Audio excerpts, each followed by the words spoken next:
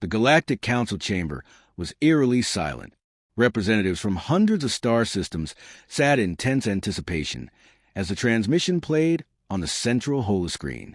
The image was grainy, the audio distorted, but the message was unmistakable. Humanity had arrived. High Chancellor Xylan of the Zorvax Dominion curled his claws into the armrest of his floating throne, his secondary eyes flicking between the panicked counselors. "They are a young species," he hissed. "They should not have ships of this scale." A representative from the Ketheri clicked its mandibles. "They evolved on a death world.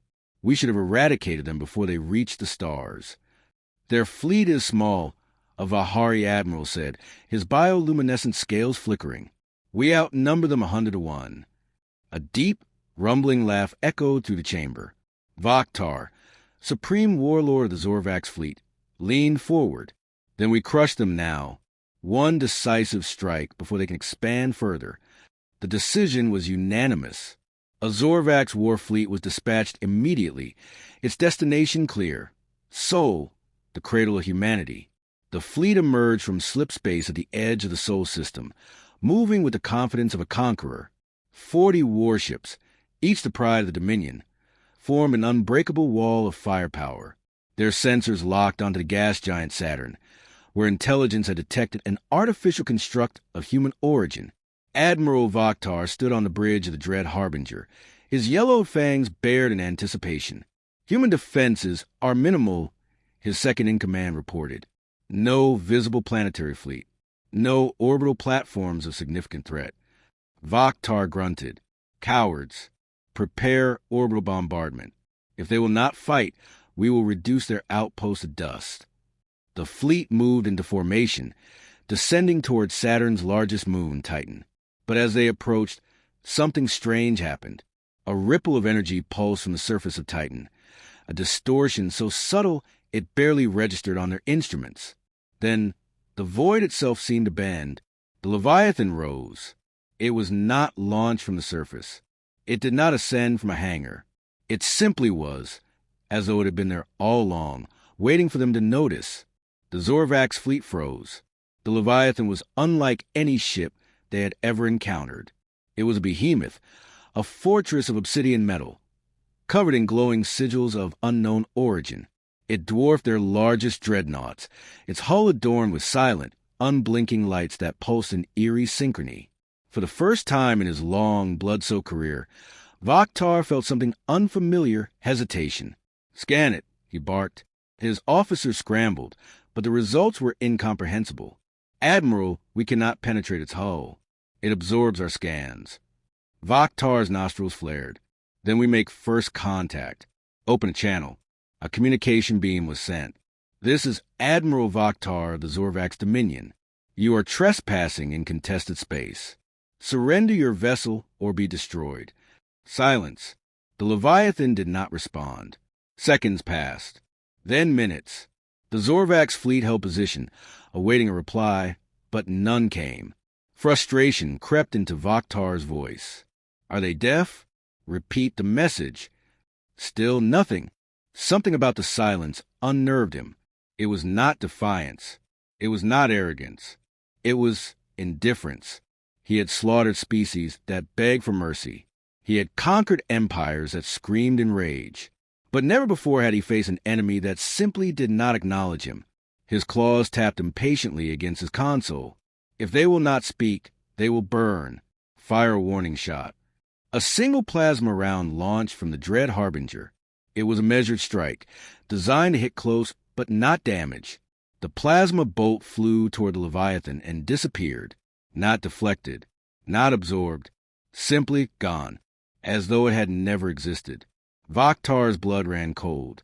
What in the... Before he could finish, the Leviathan finally responded. A transmission. No video, just a voice. Deep, hollow, unyielding. "Leave." It was not a threat, not a demand, just a statement of fact. The bridge fell silent. The crew exchanged uneasy glances. Vaktar snarled, "Fire everything." The Zorvax fleet unleashed a full barrage.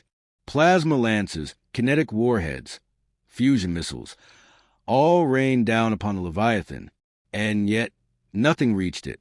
Space itself seemed to reject their weapons. The very fabric of reality twisted, swallowing their assault into nothingness. Vaktar's breathing grew ragged. This was impossible. The Leviathan moved, not a gradual acceleration, not a surge of thrusters. It shifted. One moment it was in front of them. The next it was above them, looming like an executioner's blade. The Zorvak's fleet was surrounded. No energy signature. No propulsion systems. No movement that their sensors could detect. It was as though the ship existed outside the laws of physics itself. For the first time in history, the Zorvak's dominion knew fear. The bridge of the dread Harbinger was silent. Every officer stood frozen, their gazes locked on the monstrosity that had appeared above them. The Leviathan was no mere warship. It was a presence, an inevitability, something that defied understanding. Vaktar clenched his fists. Tactical analysis. I want weaknesses, now. His officers scrambled over their consoles, running scan after scan. Each report came back the same. Nothing. The Leviathan had no identifiable propulsion system, no shield emissions, no weak points. It was as if they were staring at a void in the shape of a ship. His second-in-command hesitated. Admiral, I don't think it's blocking our scans. I think it's beyond them. Vaktar bared his fangs. Nonsense. Everything can be destroyed. We just haven't found the right weapon yet.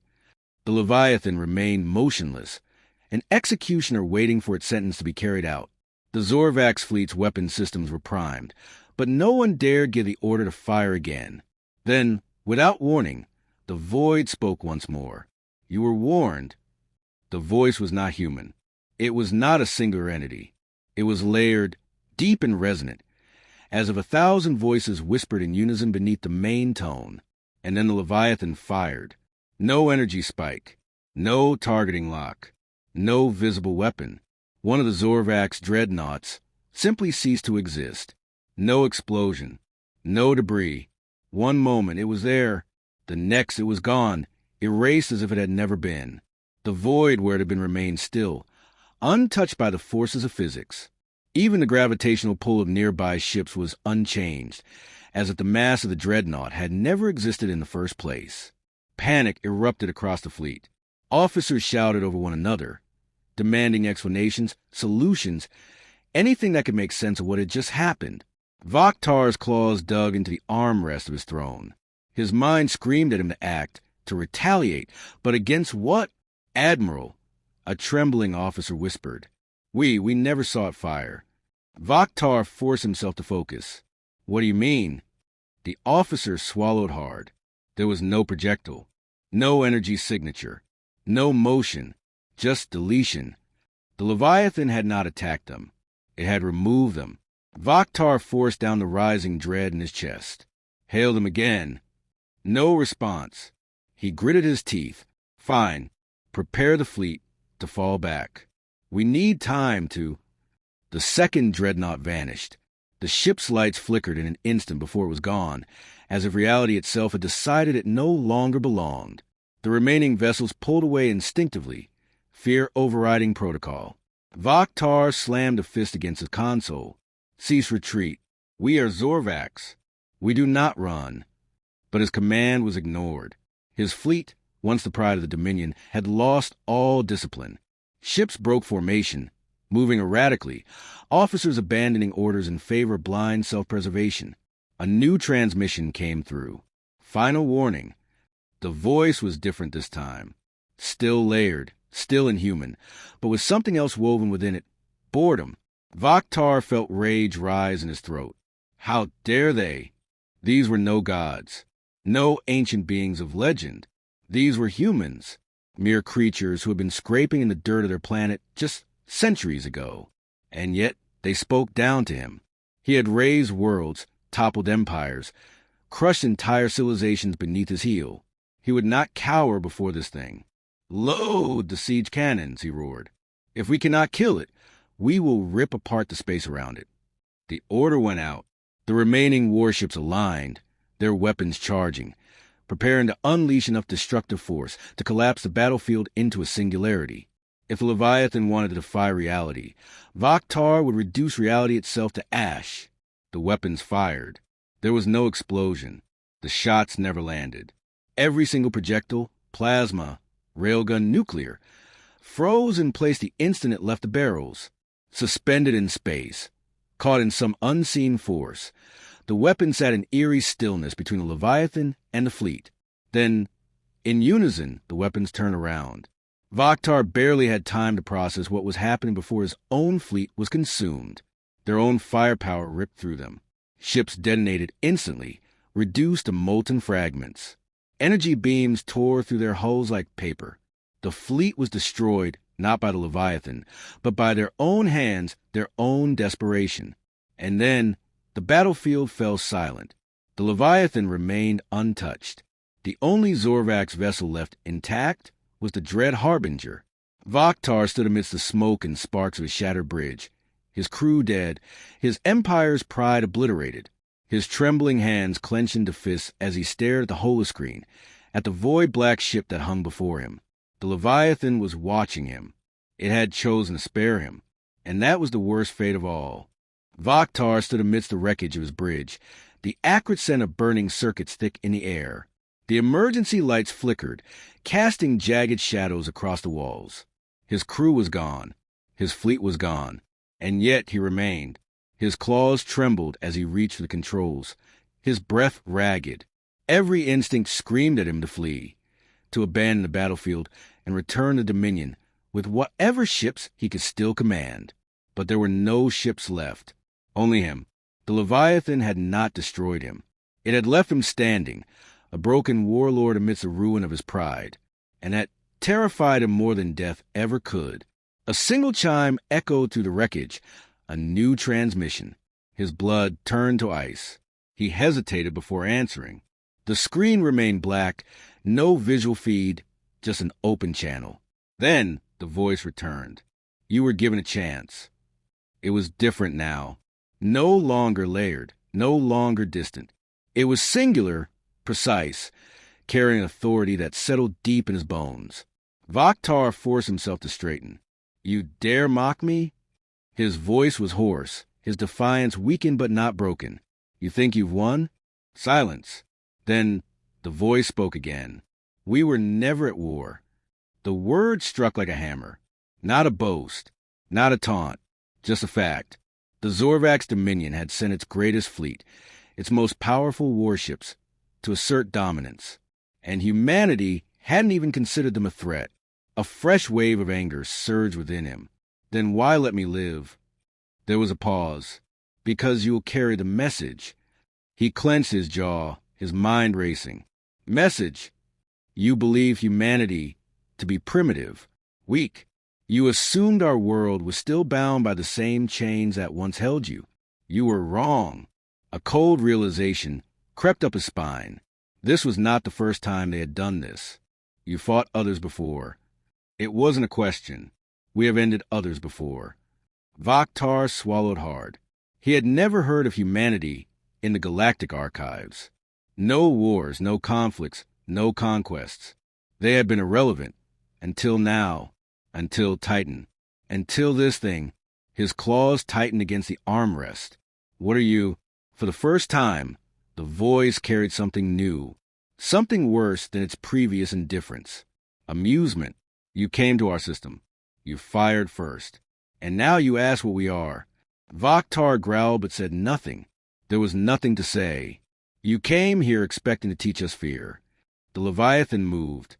It did not accelerate. It did not use thrusters. It simply shifted, one moment in front of him, the next looming behind. It was playing with him, reminding him how utterly outmatched he was. Now you will teach your people what fear truly is. His breathing was shallow. He had commanded armies. He had raised civilizations. He had never felt like this. You think my people will surrender? He spat. We are warriors. You may have won this battle, but the Dominion will. No. The single word stopped him cold. There will be no war. His mind rebelled against the implication. You can't be strong enough to. There will be no war. The words hung in the air, final and absolute, The meaning settled in, the weight unbearable. The Dominion, the largest empire in the known galaxy, would not even be allowed to fight. His voice was barely above a whisper. What have we awakened? For the first time, the silence stretched. Then, the voice responded. Something you were never meant to find. The transmission cut. The Leviathan began to withdraw, vanishing into the void as effortlessly as it had arrived. No threat, no final words. It had no need for them. The point had been made. Vaktar remained in his ruined ship, staring at the empty blackness of space. The war was over, and it had never even begun.